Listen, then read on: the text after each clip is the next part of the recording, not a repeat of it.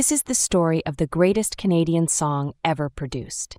This video is dedicated to the recognition of all those who participated in the Northern Lights project. Our story begins at Sarm West Studios in Notting Hill, London, on a cool November in 1984, where Bob Geldof and Mick Migeyor assembled England's top talent to record the song from Band Aid, Do They Know It's Christmas? It wasn't long before other countries followed suit. Hello, I'm Jane Fonda, and this is A&M Studios in Hollywood, California. On the evening of January 28th, along with several other people, I was fortunate to be here and to witness an extraordinary event. 45 of the most remarkable singers in American popular music had come together to record a special song. Quincy Jones and Lionel Richie gathered the top talent in America to put together USA for Africa's song, We Are the World. Next month, on February 26th, at the 27th Annual Grammy Awards for 1985 at the Shrine Auditorium in Los Angeles, they awarded the Best Producer for 1984. A record producer, be it an album or a single, just doesn't oversee the final version of what we hear. He's at the very core of its inception. He's involved creatively in the concept, the style, the overall meaning of the product. And the award for Producer of the Year goes to...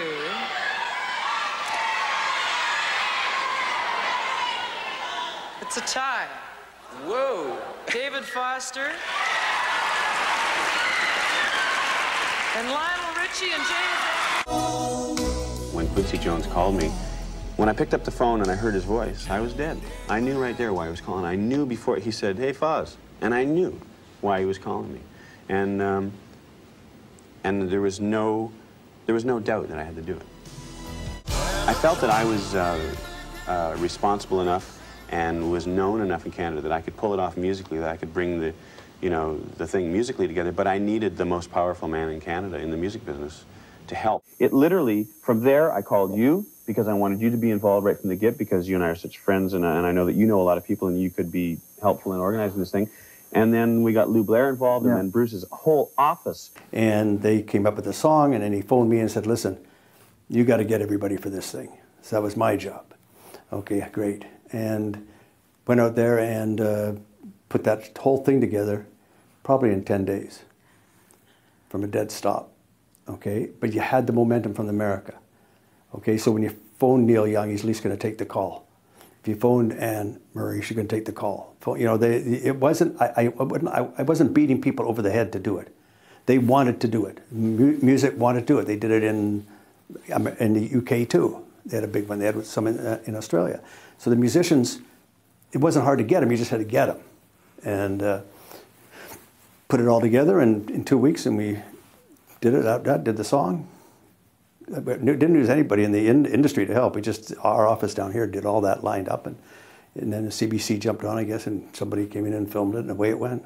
But they all showed up, and nobody got paid to come here. Listen, all you do, you write the music. Anybody who phones you up, anybody who bothers you, tell them to phone me. I'll be the bad guy, and we'll just say they can't get in. I put down the phone from talking to Quincy.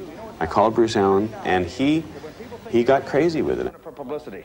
Don't answer the phone. Do me a favor, take your phone off the hook and leave it there. Let them phone me, okay? And Lou and I will take care of it, okay? You do the music, I'll do the people, we'll get along great. Da-da-da-da, E-flat, ba-da-da-da, over B-flat, da-da-da. Got in my car to drive to work and picked up my little tape recorder, and it just came out. I mean, I know that sounds real corny, but I guess that's inspiration. Yeah. Okay, he goes on tour on the 16th. If we cut this thing on the 10th, can we fly him up here? If I get the airfares covered for Neil and Joni, can we get them up here? Yeah, yeah. Who? It was all unfolding right as I was driving across the bridge, and I really, honest to God, imagined Gordon Lightfoot singing the first two lines. Okay, Ray, thanks a lot. Lightfoot. Got to run. Lightfoot. Gordon Lightfoot, returning your call. Gordon, how are you? Good, good, good. Listen, I know you're in the middle of doing a session.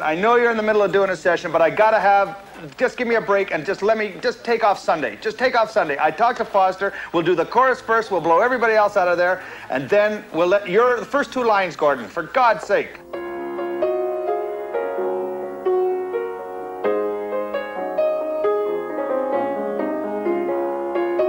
By the end of the drive, I had the verses, and the chorus just kind of came out.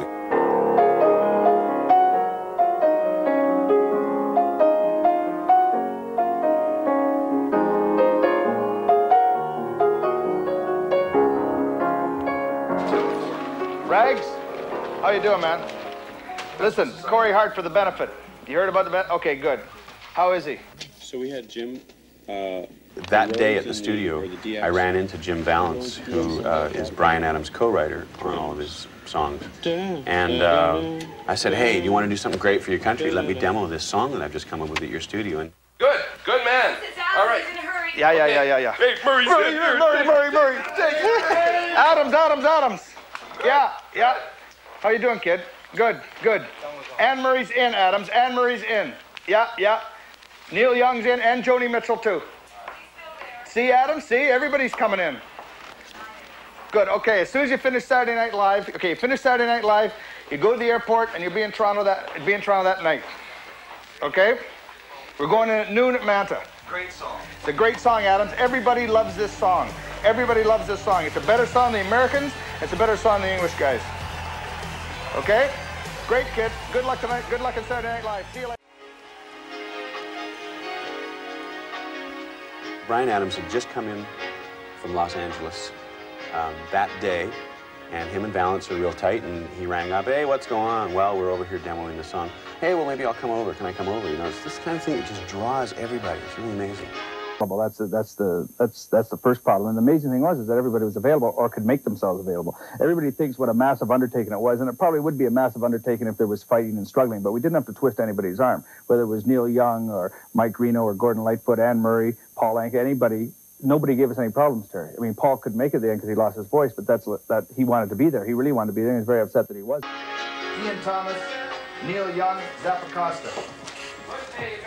Baron Longfellow, Oscar Peterson. It's scary how big we are over here. Early the next morning, Bryan Adams called me, but like real early for Bryan. I mean, noon is early for Bryan usually. This was like 9 a.m. or something. He says, you got to go over to Valance's right away. We stayed up all night and we wrote all the lyrics.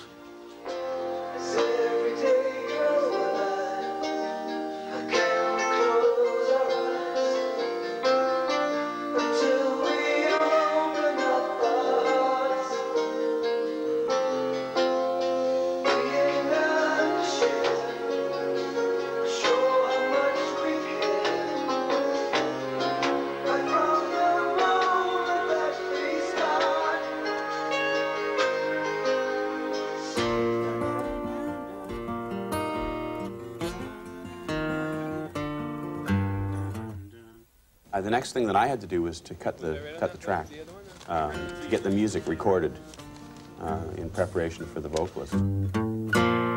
Again?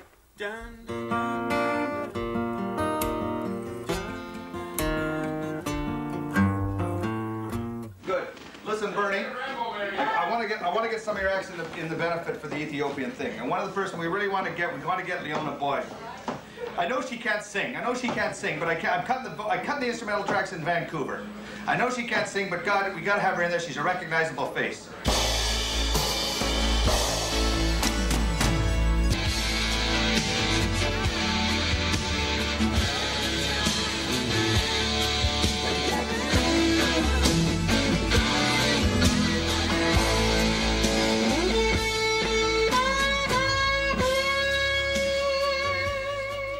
Hey, Chris, have you looked in the room over there?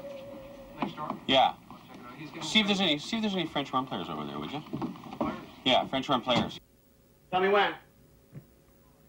Here we go. 1, 2, 3, 4.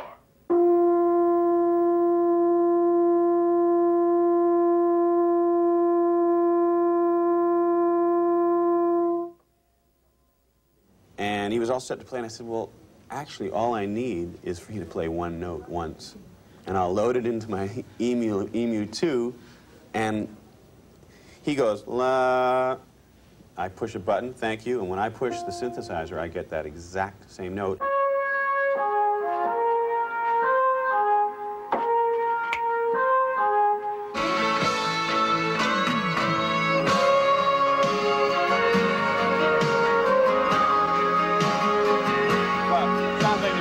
So all it was after that was just going to Air Canada and going to Coca-Cola and going to companies like this to chip in some money, because the airfares and that were a lot for people to move around. And Air Canada came through like that. CPI put the video together. Donald K. Donald dug up some corporate money, and it was done in 4 days, basically.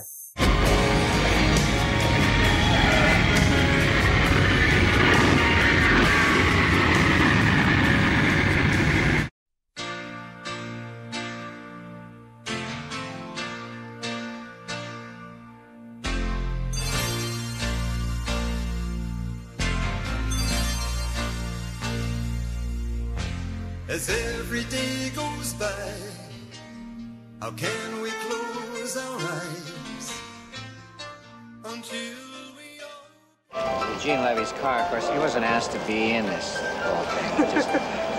He just came out to pick up some friends. Musically, there was one person that there was many, but Oscar Peterson being there. For me, being a piano player, listening to his records when I was a kid, growing up with his records, I was thrilled to see him there.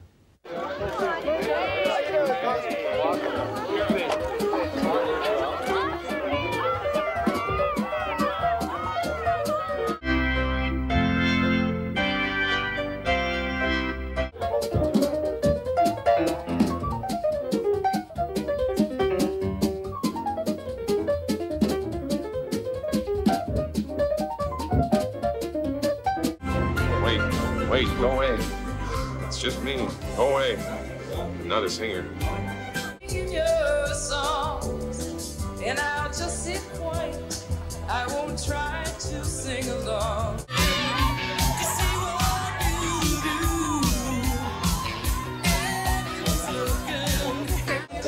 Am I the first guy? No. Oh, yeah. All right. How do you feel? Oh, there's old Thomas Hunter.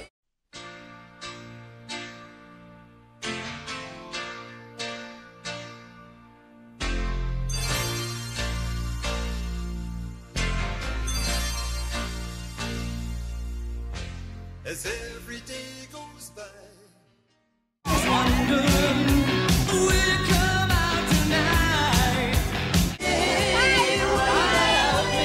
It's very hard to describe the feeling in the studio that day, even though all three of us were the three of the privileged ones to be there, you know, but you can't put it into words, can you? The feeling that day. I mean, I, to a certain extent, had blinders on because I had so much work to do, you know, and you guys were working too, but you had a little more time to observe. But I just can imagine what was going on in the hall with Ronnie Hawkins talking with Lisa Del Bello and, you know, Mark Holmes taking pizza out to the fans, with Jim Valance taking pizza out to the fans outside.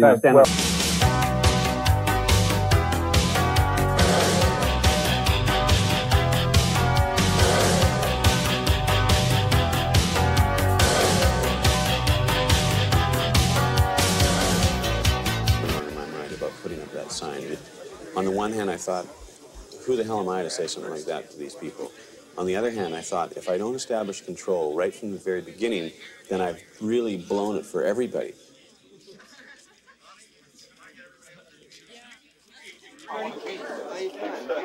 Please check your egos at the bottom. Could I check your ego, please? I can get it up. I had my ego intact.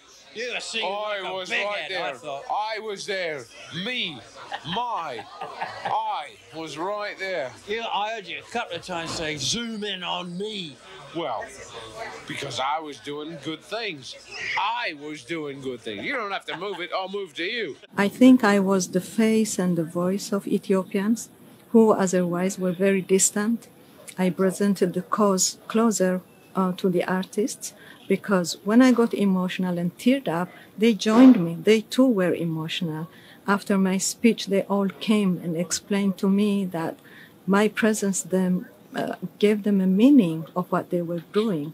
So I think they could relate to the cause much better after they heard me. So in a very little way, I think I'm glad that I was part of that recording session.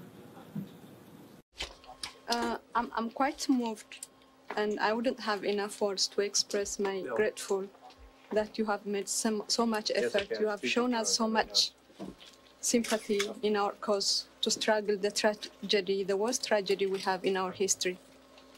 For me, it's a painful experience to be here and to see my people dying. I know you all share my grief, but nothing is close to have your roots there. They're hardworking people, they're religious people, they're generous, they're beautiful. And when I see them reduced to skeletons, it's very painful. If there's anything we can do, it's to be united. And the best place to start is with you. Because not politicians, not economists are as popular as you are. You are the only people who would reach the simple man, because your messages are simple, are humane. And I'm so grateful to be in your midst today, and I wish you all the best, and thanks a lot.